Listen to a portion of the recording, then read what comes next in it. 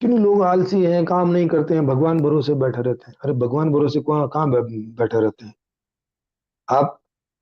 सरकार जो है या कोई भी कंपनी 100 पोस्ट निकालती है और वहां लाखों लोग अपना जो है रिज्यूम लेके पहुंच जाते हैं। मतलब इतना काम नहीं है जिससे ज्यादा लोग करने को तैयार हैं, तो कहाँ आलसी है? आलसी वाली बात तो तब होती है ना जब आपने सबको काम दे दिया होता, अब भी काम बचा पड़ा है भाई, कोई करने ही नहीं आ रहा है, तब बोलते हैं अरे देखो लोग तो आलसी हैं, काम करने नहीं आ रहे भाई।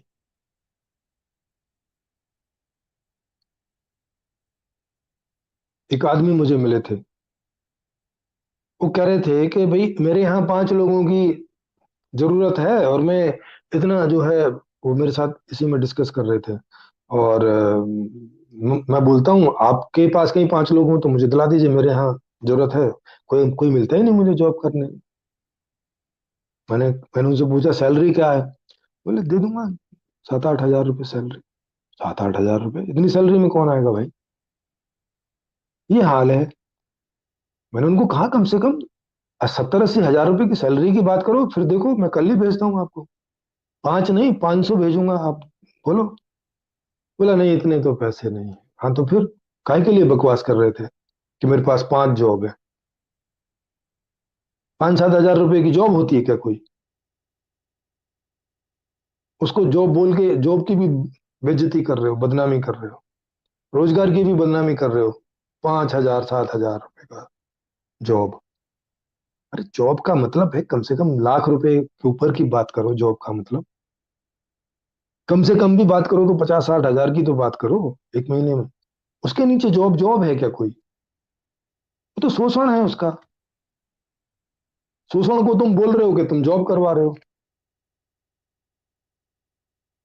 एक चपरासी को 10-20 हजार रुपए दे के बोल रहे हो कि अंबानी अगर ऐसा बोले कि मैं इसको जॉब दे रहा हूँ, तुम जॉब दे रहे हो कि शोषण कर रहे हो?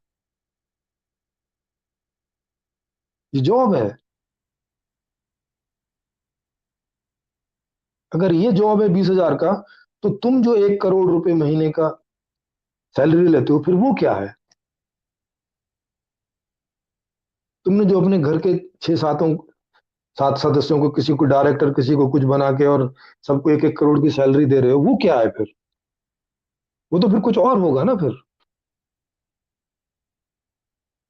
अगर 20 हजार का एम्प्लॉयमेंट है तो फिर वो क्या है जो करोड़ रुपए का है?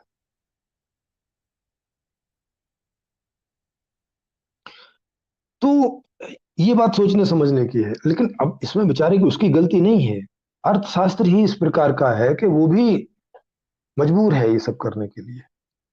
शोषण करने वाला मजबूर है शोषण करने के लिए, और शोषण कराने वाला मजबूर है शोषण कराने के लिए।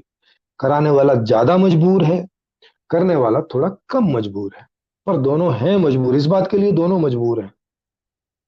शोषण करने वाला शोषण करना नहीं छोड़ सकता जब तक कि ये सिस्टम नहीं चेंज होगा, ये अर्थशास्त्र नहीं बदलेगा। और कराने वाला तो बहुत जोरों से मजबूर है, वो तो कुछ कर ही नहीं सकता। और ये शोषण करने वाला भी अगर शोषण करना छोड़ दे तो इसका शोषण करना शुरू हो जाएगा, क्योंकि ये फिर उसी कतार में आकर बैठ जाएगा। तो आपको या तो शोषण करने वाले की जगह बैठना पड़ेगा या शोषण करवाने वाले की जगह पे बैठना पड़ेगा, इन दोनों से हट नहीं सकते। दोनों में से किसी एक सीट पर आपको बैठना होगा।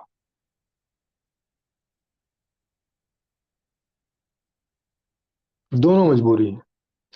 तो कहने का मतलब सीधा सही है कि ये जो अर्थशास्त्र है,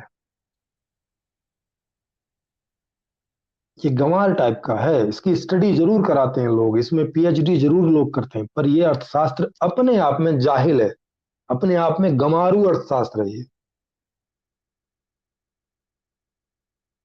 ये कबीलाई टाइप के समय का अर्थशास्त्र है, बल्कि और उससे भी पहले का, जब जंगलों में रहते होंगे, कबीले से भी पहले का। ये तब का अर्थशास्त्र है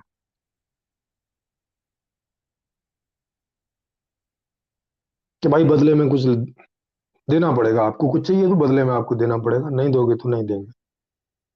ये जो अर्थशास्त्र है ये जंगली अर्थशास्त्र है, गंवारू अर्थशास्त्र है।